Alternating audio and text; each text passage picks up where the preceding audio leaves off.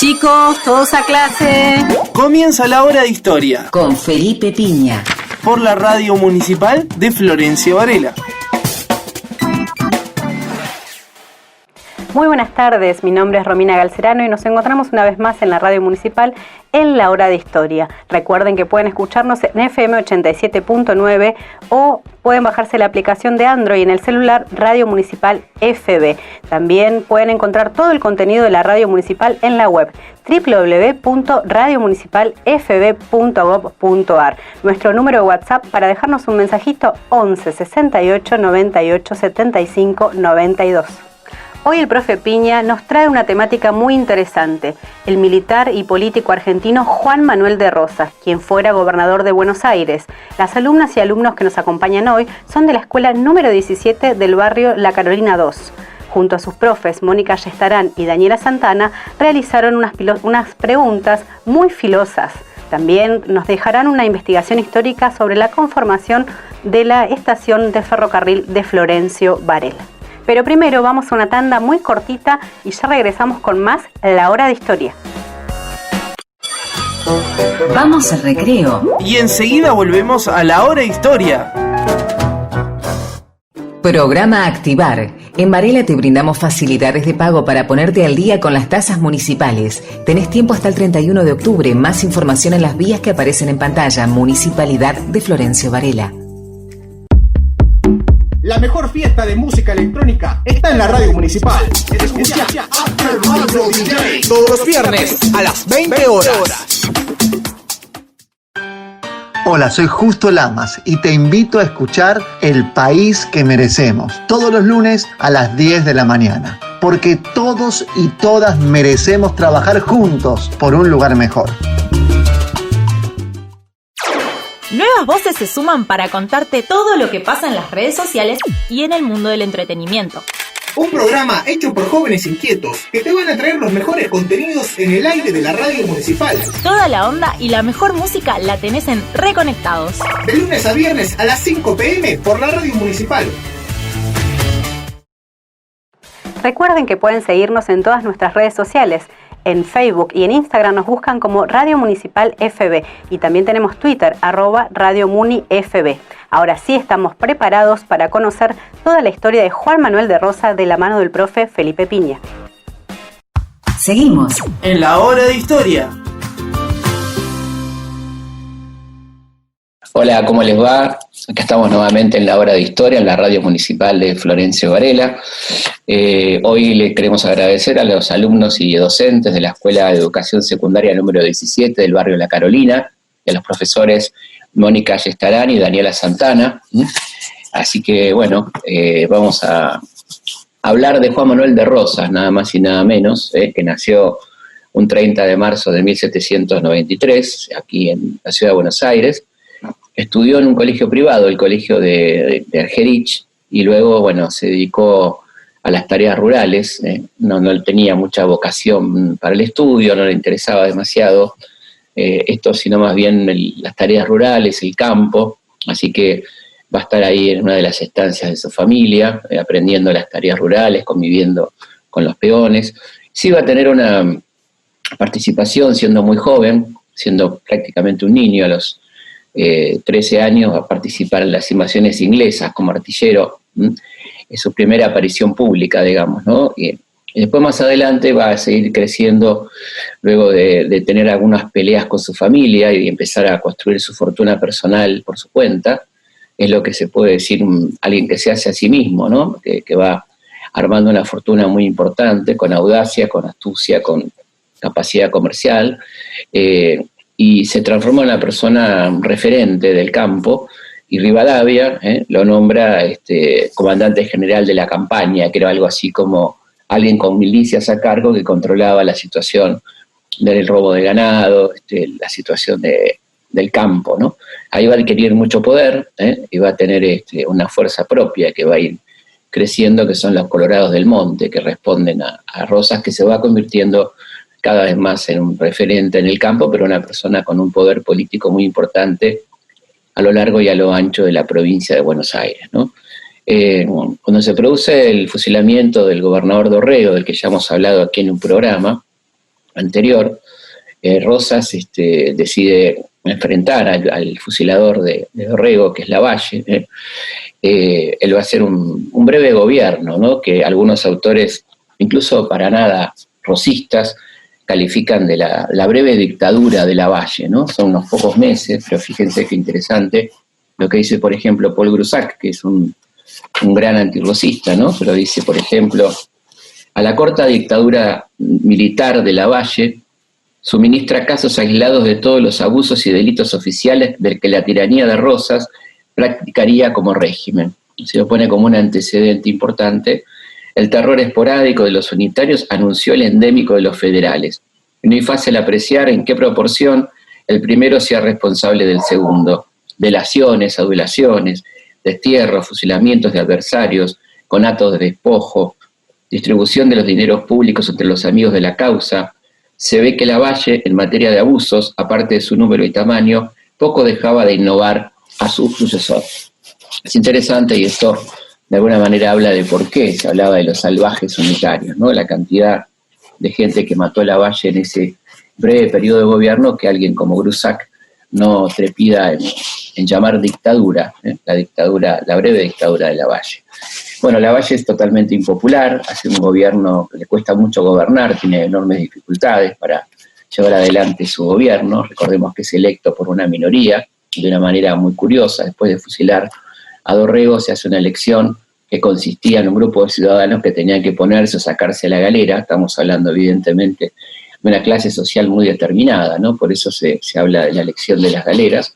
Ahí es electo Lavalle, entre los propios, digamos, los propios partidarios, los unitarios, que le va a costar mucho sostenerse en el gobierno, y además Rosas comienza una campaña en su contra militar junto a López, el gobernador de Santa Fe, y lo vencen finalmente en Puente de Márquez, ¿no? Y se ve obligado Lavalle a negociar con Rosas, ¿no? Que ya era evidentemente el hombre fuerte en esa situación. Ahí se produce el pacto de Cañuelas, Lavalle lo va a ver a Rosas y ahí se produce este encuentro, cargado de algunas anécdotas, como por ejemplo que se dice que ahí nació el dulce de leche, una cosa bastante improbable, pero bueno, forma parte del folclore, donde se dice que la criada puso a calentar la leche para el mate, se tomaba mucho el mate de leche con azúcar, se le pasó y quedó este postre, que se hizo tan popular como el dulce de leche, aunque hay otras versiones también que hablan de que también existía el dulce de leche en otras zonas de América con otros nombres, ¿no? Manjar blanco, etc. Pero bueno, esto se cuenta sobre el pacto de Cañuelas, que lo importante, más allá del dulce de leche, es que se decide que Lavalle va a cesar en su gobierno y va a asumir finalmente Juan Manuel de Rosas, el hombre que tiene todo el poder, ¿no? Para hacerlo y controlar la situación caótica que se está dando, particularmente entre las provincias y Buenos Aires. Y el 8 de diciembre de 1829, entonces, Juan Manuel de Rosas va a asumir la gobernación con el título de restaurador de las leyes, es decir, alguien que viene a poner orden, evidentemente, y con las facultades extraordinarias, esto es un poder un poder concentrado en su persona muy fuerte, ¿no? Ahí comienza entonces este primer gobierno de Rosas, que va a desatar la ira de los unitarios, que se van a concentrar fundamentalmente en el interior, Lavalle y Paz, y van a crear la Liga Unitaria, fundamentalmente Paz crea la Liga Unitaria, y como respuesta, que es una organización político-militar, digamos, de las provincias del centro y norte del país, con centro en Córdoba, y por otro lado, los federales responden con la Liga Federal, creada en enero de 1831 con las provincias de Buenos Aires, Santa Fe y Entre Ríos. Son dos organizaciones o conjuntos de provincias que se enfrentan en esta guerra civil. Los unitarios van a tener mala suerte porque al poco tiempo de creada la Liga Unitaria cae su jefe, el referente político y militar más importante que tenían, que es nada más y nada menos que José María Paz, que va a quedar detenido en el Cabildo de Santa Fe por varios años, y es un duro golpe entonces para los unitarios en su táctica de enfrentar a Rosas, ¿no?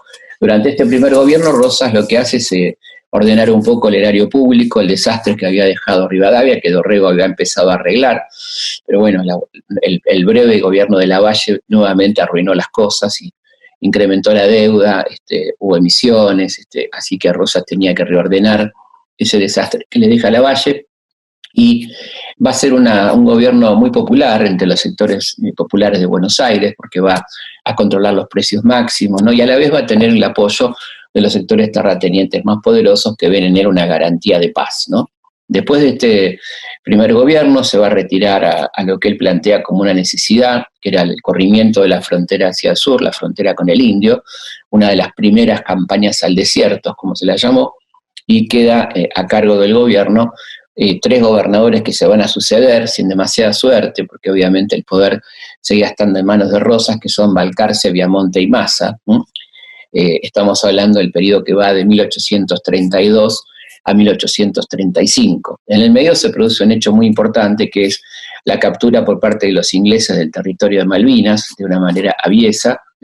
Ahí nuestro país había colocado un gobernador, Luis Bernet, que había capturado a varios balleneros que estaban pescando ilegalmente, uno de ellos norteamericano, que se negaba a pagar los impuestos que tenía que pagar por violar y no pagar los derechos de pesca, y los captura y los manda a Buenos Aires. Los norteamericanos rompen relaciones y avisan a los ingleses que las islas están realmente desguarnecidas, y entonces con este aviso y la ayuda norteamericana, los ingleses toman finalmente en enero de 1833 las Malvinas, estableciéndose en el lugar. La cosa no termina ahí, porque hay una muy interesante rebelión de los peones los peones argentinos que quedan en Malvinas, encabezada por un entrerriano, el gaucho Antonio Rivero, que logra recuperar la isla, pero la distancia, la falta de comunicación hace que se tarde mucho en llegar la noticia de la recuperación, y lamentablemente las islas van a ser retomadas después de un tiempo, después de esta acción heroica, ¿no?, de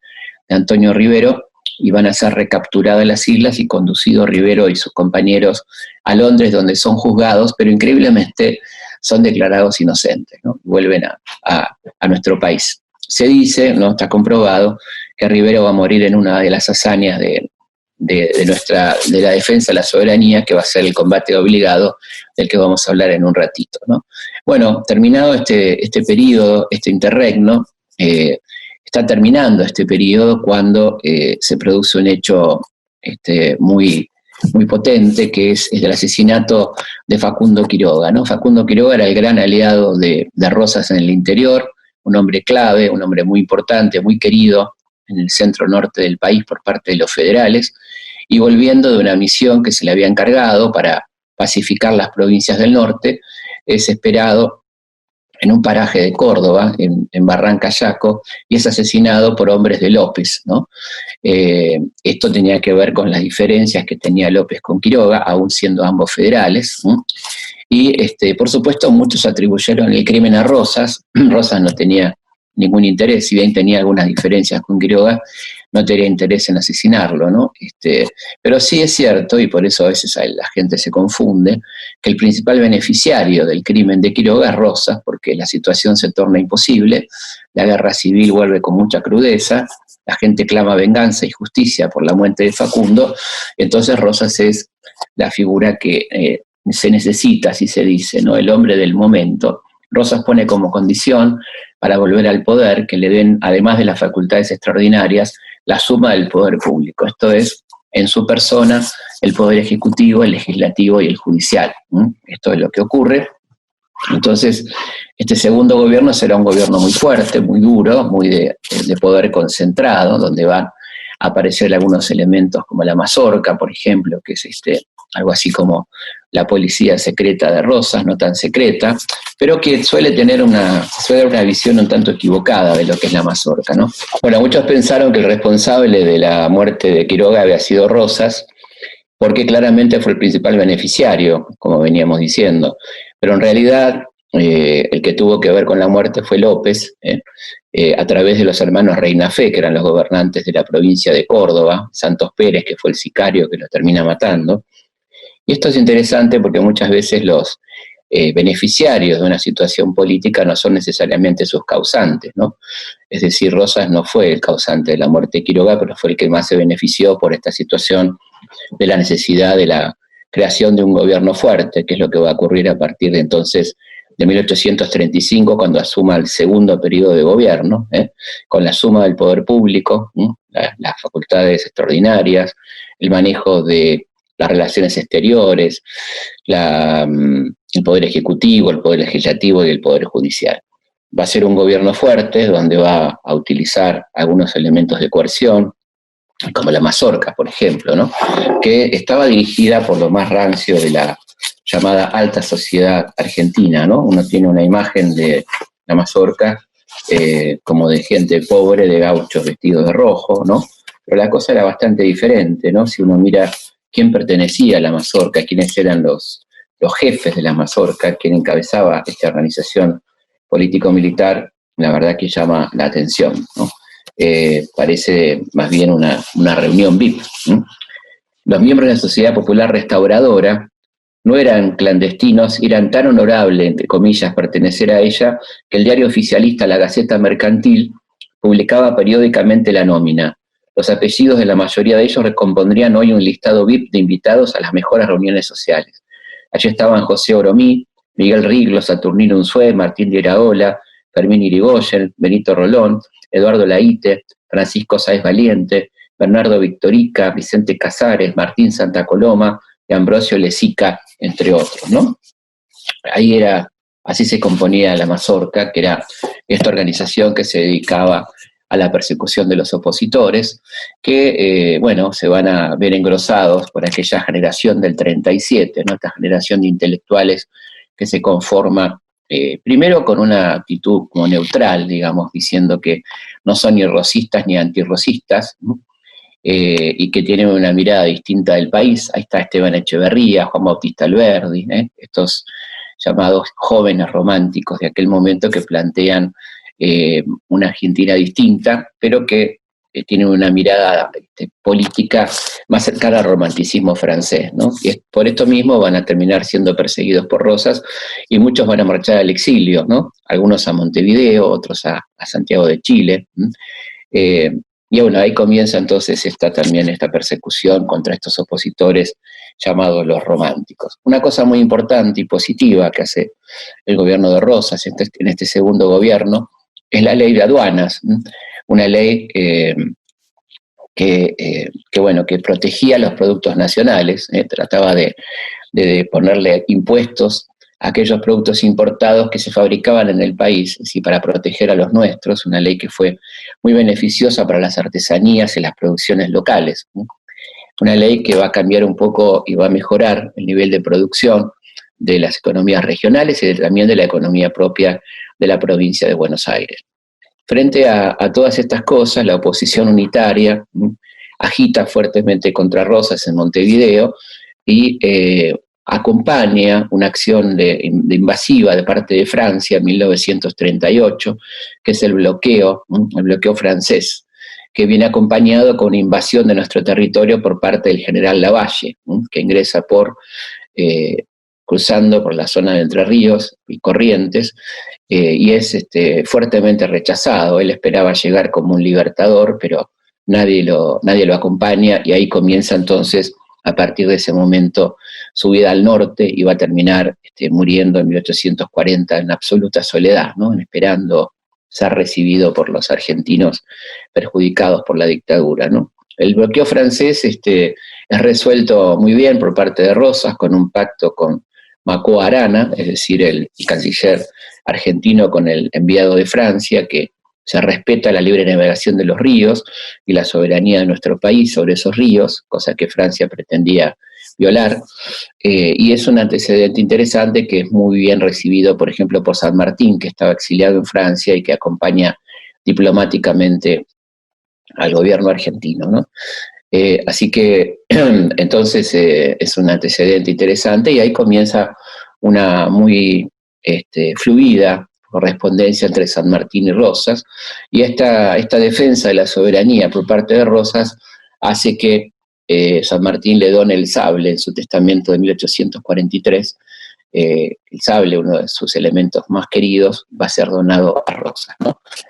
Luego vendrá en 1845 el bloqueo anglo-francés, por los mismos motivos, la cuestión de la libre navegación de los ríos. Era una invasión tremenda de más de 100 barcos, entre barcos mercantes y barcos de guerra, que son recibidos como se puede, porque la Confederación Argentina, como se llamaba aquel gobierno rosista, no tenía una marina mercante, ¿no? ni de guerra, así que se hace una especie de defensa a través de botes con cadenas en la parte angosta de la Vuelta de Obligado, ahí en el río Paraná, para frenarlos, y se preparan baterías en las barrancas de defensa para luego cuando estén frenados atacar a esos barcos, cosa que resulta eficiente por unas pocas horas, pero finalmente los ingleses pueden romper las cadenas y pasar. Es un combate muy duro el de Obligado, y luego vendrá el combate del Quebracho también, ¿no? Son dos combates muy interesantes y los ingleses y franceses se van a llevar una mala sorpresa porque rápidamente verán que van a ser, por un lado, en los lugares que van pasando, en algunos puertos boicoteados, es decir, sus productos no son comprados porque la gente entiende que se trata de una invasión. En los lugares que son medianamente bien recibidos, que eran opositores a Rosas, como Corrientes, por ejemplo, no va a haber dinero para comprar, así que la expedición es rotundamente un fracaso, ¿no? Un punto negro del gobierno de Rosas es sin duda la represión de los opositores y la persecución, ¿no? de gente como Alberdi, como Sarmiento, por ejemplo, que eran sus enemigos políticos y militares también en algún sentido, y un hecho muy grave fue el crimen de Camila y Oladislao, ¿no? De Camila O'Gorman, la joven que se enamora de un sacerdote y juntos huyen para vivir su amor en libertad, una joven de una familia muy rica de Buenos Aires, cuyos padres eran rosistas, así que esto es aprovechado por la oposición unitaria para hablar del escándalo de las niñas que escapan con los curas, etc. Y entonces, ahí se produce ellos se huyen a Corrientes, tenían idea de ir a Brasil, en Corrientes montan una escuela, se ponen nombres falsos para no ser descubiertos, pero lamentablemente en una fiesta un sacerdote los descubre, los denuncia y son capturados, trasladados a Buenos Aires y juzgados, o sea, un juicio, más bien un asesoramiento que pide Rosas a Dalmacio Vélez Arfiel, ¿no? Sobre qué debe hacer con ellos, y él dice que hay que fusilarlos, a pesar de que Camila estaba embarazada, ¿no? Y eso es un hecho realmente muy grave que vale la pena mencionar, junto a otros hechos positivos que tuvo esta etapa tan convulsionada de la historia argentina, ¿no? Avanzando en el tiempo, el gobierno de Rosas, con todos sus avances y todo este tipo de cosas, también se va tornando un poco molesto para el gobierno británico y para algunas provincias competidoras como Entre Ríos, cuyo gobernador en 1851, Justo José de Urquiza, decide retirarle a Rosas las facultades extraordinarias y aceptar su renuncia, ¿no? Cada año, después de la muerte de su esposa Encarnación, ocurrida en 1838, Rosas daba un discurso a la legislatura donde decía que ya estaba cansado, que se quería retirar y presentaba su renuncia, era una especie de acting, y la legislatura le renovaba los poderes, le renovaba las facultades extraordinarias, y esto hacía que él asuma con más poder todavía, ¿no? En el año 51, en 1851, 1 de mayo, el gobernador de Entre Ríos, Urquiza, se pronuncia contra Rosas, el famoso pronunciamiento de Urquiza, diciendo, entre otras cosas, que acepta su renuncia y reasume la conducción de las relaciones exteriores para Entre Ríos, ¿no? En este contexto, entonces, se inicia el enfrentamiento entre el gobernador Urquiza, junto con unas grandes alianzas en las cuales entra Brasil, dinero de Inglaterra, bueno, se conforma un ejército grande, como se llama, que marcha hacia Buenos Aires, y esto va a terminar con el famoso combate de Caseros, ¿no? El 3 de febrero de 1852, que provoca entonces la caída final de Rosas, ¿no? Es muy notorio cómo aquellos que acompañaron a Rosas, que se beneficiaron de su gobierno, todos estos nombres que leímos, de las grandes familias, etcétera, al otro día de Caseros ya estaban del lado de Urquiza, quien por las dudas, además, decidió gastar algunos dineros públicos en comprar algunas de estas personas influyentes de la ciudad de Buenos Aires, ¿no? Dineros públicos que hablan de que Rosas había dejado evidentemente una cantidad de dinero importante en Buenos Aires, porque es el dinero del que se dispone cuando llega Urquiza a la ciudad de Buenos Aires. Urquiza empieza a gobernar, y Rosas marcha al exilio a Inglaterra, donde va a morir varios años después. Ahí comienza un exilio donde se le expropian sus bienes, y se produce una cosa muy interesante que me parece linda para redondear, ¿no? Que es que estando en Londres se encuentra con Juan Bautista Alberdi, que estaba como delegado, embajador de la Confederación, porque recordemos que poco tiempo después de derrocar a Rosas, Urquiza intenta consolidar su poder de ser la autoridad nacional constituida, pero los porteños no quieren saber nada, y cuando se va a convocar al Congreso Constituyente de Santa Fe, se produce un golpe interno en ausencia de Urquiza y se conforma un poder que separa al Estado de Buenos Aires del resto del país. Y Urquiza tiene que armar un Estado propio, que es la Confederación, con sede en Paraná. Alberdi será entonces embajador de esta confederación, y estando en Londres, allá por 1857, se encuentra casualmente con Rosas, que había sido su histórico enemigo, y se acerca a hablarle y le dice que, a pesar de las diferencias que tienen, él entiende que el juicio que le están haciendo en Buenos Aires a Rosas, con quien está hablando, es un juicio injusto, y que se ofrece para ser su abogado. Rosas le responde que le agradece infinitamente, que no puede tener mejor abogado que el padre de la Constitución, pero que le aconseja que no lo haga, primero porque él no tiene dinero, cosa que es cierta. Rosas se va con muy poco dinero al exilio, y la otra, dice Rosas, porque no se lo van a perdonar jamás, ¿no? Ahí nace una muy interesante amistad entre estos dos viejos enemigos, que comienzan una amistad por correspondencia y un muy lindo vínculo, muy interesante en esta historia. Rosas va a morir varios años después, solo, allá en Inglaterra, con la compañía de su hija, con quien tiene algunas diferencias después que ella se casa. Pero bueno, ahí está en esa granja de Southampton, donde va a morir allá por 1777, ¿no? Un personaje histórico realmente interesantísimo, muy bueno para hablar. Acá estuve tirando algunas líneas como para que se pueda debatir y pensar los puntos a favor, los puntos en contra de este personaje tan polémico e interesante de la historia argentina. Estás escuchando La Hora de Historia. Buenas tardes, profesor Felipe Pigno. Mi pregunta es la siguiente. ¿Tuvo alguna implicancia Rosas en el asesinato a Florencio Varela?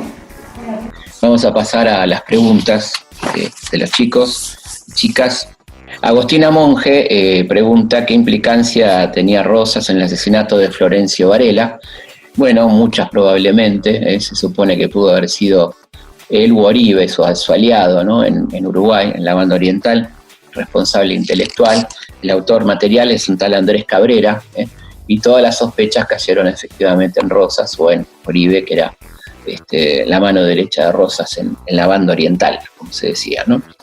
Buenas tardes, profesor Piña. Mi nombre es Juan Viera, de tercero primera de la escuela secundaria número 17, y mi pregunta es con respecto a la represión durante el rosismo. ¿Hasta qué punto el gobernador tenía conocimiento de lo que sucedía con la mazorca o con la prisión de Santos Lugares? Juan Viera pregunta qué conocimiento tenía Rosas sobre la actividad de la mazorca y la cárcel de Santos Lugares. Bueno, un conocimiento total, porque la mazorca era una organización que respondía directamente a Rosas, y la prisión de Santos Lugares, que era también el lugar de la comandancia, era la cárcel donde, por ejemplo, estuvieron Ladilao Gutiérrez y Camila Gorman. Ladilao, el cura, compañero o novio de Camila, que van a ser fusilados ahí. Y es interesante recordar que Manolita Rosas era muy amiga de Camila y pide clemencia para ella, no la obtiene. Lo único que se consigue de parte de la iglesia, que condena fuertemente a los dos y que pide que lo fusilen, es que, sabiendo que Camila está embarazada, le den a beber agua bendita para que el niño no vaya al infierno, ¿no? Algo realmente tremendo. Buenas tardes, señor Felipe Piña. ¿Cree usted que Juan Manuel de Rosas impidió o contribuyó a sentar las bases para la organización nacional? Bueno, después Romina pregunta qué vínculo tuvo Rosas con la organización nacional, si se opuso o no se opuso. Y sí, yo creo que se opuso porque, como bien le reclamaba Quiroga antes de morir, en la famosa carta de la Hacienda de Figueroa, Facundo Quiroga planteaba que era un momento de organizar el país y Rosas decía que no. A Rosas no le convenía organizar el país porque eso había implicado repartir los bienes de la aduana y del puerto de Buenos Aires, nacionalizarlos, por ejemplo, ¿no? Si hay una organización nacional, y por eso Rosas durante sus años de gobierno frenó bastante la organización nacional y la Constitución, que se dará justamente tras su derrocamiento por Urquiza, con la oposición, curiosamente, de Buenos Aires, que no participa del Congreso Constituyente de Santa Fe, ¿no? Así que es un dato también interesante para tener en cuenta. La hora de historia. Bueno, estamos llegando al final del programa. Les agradezco mucho. Nos volvemos a encontrar, como siempre, la semana que viene, aquí en La Hora de Historia. Hasta la próxima. Seguimos en La Hora de Historia. Muchas gracias, Felipe, por tu participación y por siempre contarnos tan interesantes historias. Queremos agradecer a Juan Viera, a Agostina Monjes, a Romina Gallardo por la participación en sus preguntas. Y ahora sí vamos a conocer el informe que realizaron los chicos y chicas de la escuela número 17 de la Carolina 2 sobre la estación de Florencio Varela. La Hora de Historia.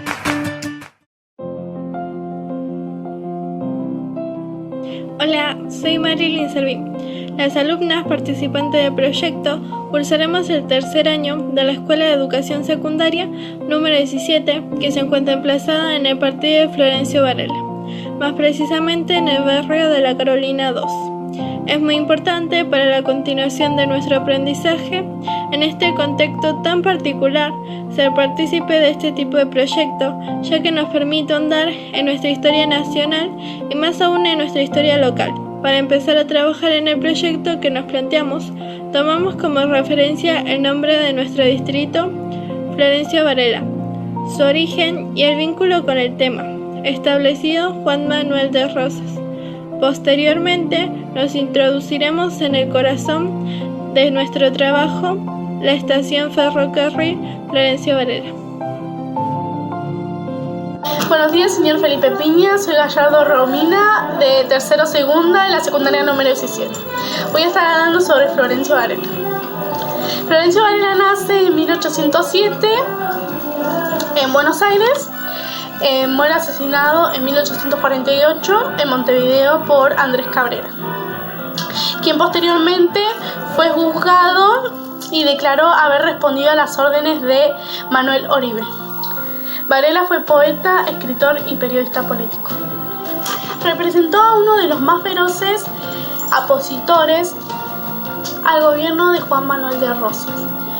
Enrolado en el Partido Unitario, se vio obligado a emigrar a Montevideo en 1829, poco después de la derrota de General Lavalle. Sus escritos le valieron la contra de las mayorías populares que apoyaban a Rosas, dentro del núcleo de los emigrados unitarios en Montevideo. Varela fue uno de los mayores hombres de talento. Lavalle se puso en campaña para derrotar a Rosas. Él era el hombre de pensamiento y de acción de la Comisión Argentina, cuyo cargo principal era proveer de recursos al ejército unitario.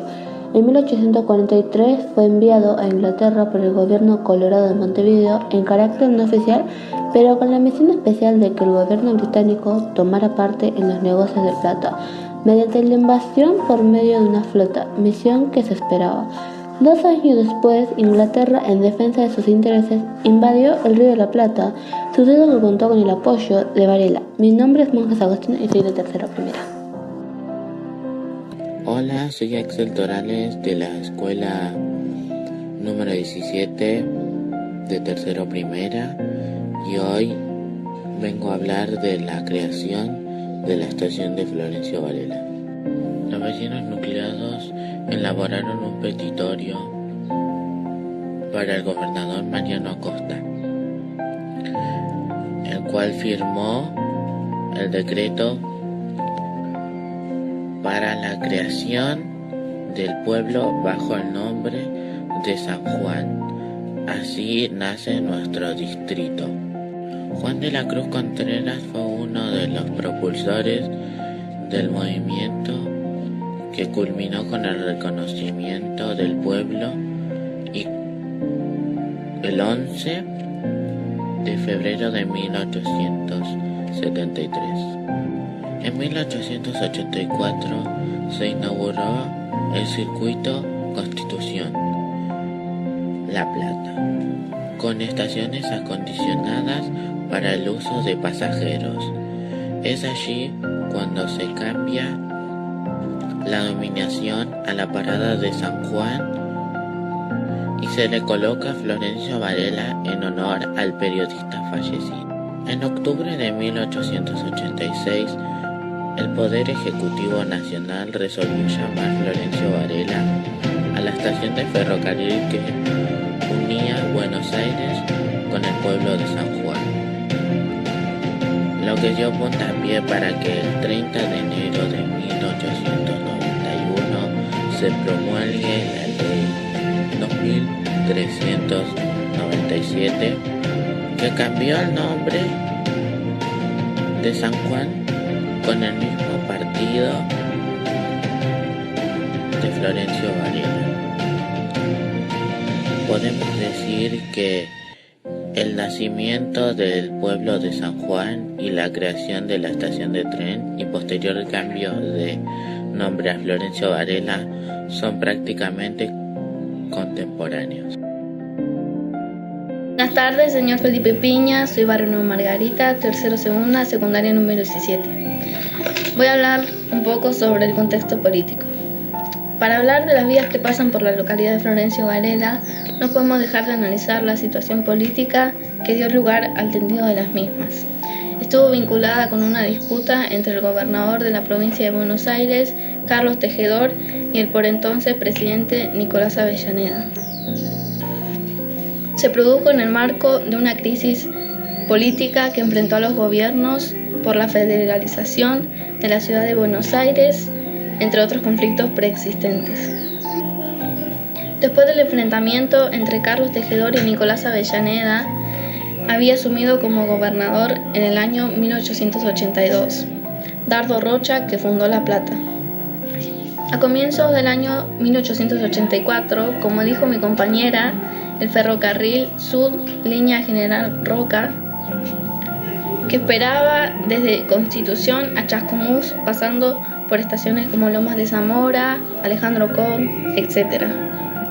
Impulsó la iniciativa de realizar un pequeño tendido de vías que uniría las vías del ferrocarril del oeste con sus vías a Constitución y generar así el bypass, es decir, un paso por medio de la estación José Mármol para evitar el traslado por el centro de la capital. Si bien podría decirse que la elección del nombre podría estar relacionada con una decisión impuesta, lo cierto es que respondiendo a los ideales de la época en la cual se llevó a cabo.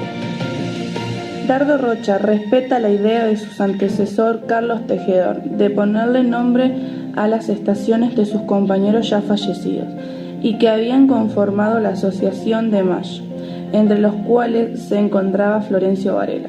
Aquellos habían nacido en los años cercanos a la Revolución de Mayo. Se instauraron oficialmente como oposición al gobernador Juan Manuel de Rosas. Sufrieron la persecución del gobierno rosista y debieron exiliar el Uruguay a Chile. Soy Abaca Melanie, tercero primera.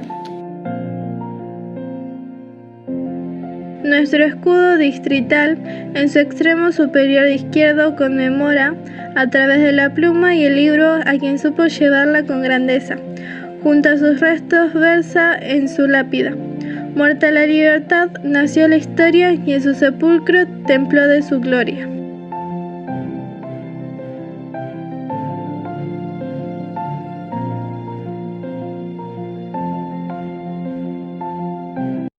Seguimos en la hora de historia. Felicitaciones a toda la comunidad educativa de la escuela número 17 del barrio Carolina 2. Participaron de esta investigación: Marilyn Servín, Romina Gallardo, Agustina Monjes, Axel Torales, Margarita Barrio Nuevo y Melanie Abaca. Y llegamos al final de esta hora de historia. Recuerden que si quieren participar con su escuela, tienen que enviarnos un correo electrónico a laradioentuescuelafb@gmail.com. Queremos agradecer a todo el equipo de la Radio Municipal que hace posible que este programa esté al aire, también al profesor Felipe Piña por brindarnos sus lindas clases, y también vamos a agradecer a la subsecretaria de Prensa y Comunicación, Noelia Piñeiro, y al intendente municipal, Andrés Watson, por el apoyo en este proyecto. Soy Romina Galcerano y los espero el próximo jueves a las 6 de la tarde. Chao. Esto fue todo por hoy. Los esperamos la semana que viene en La Hora de Historia con Felipe Piña por la Radio Municipal.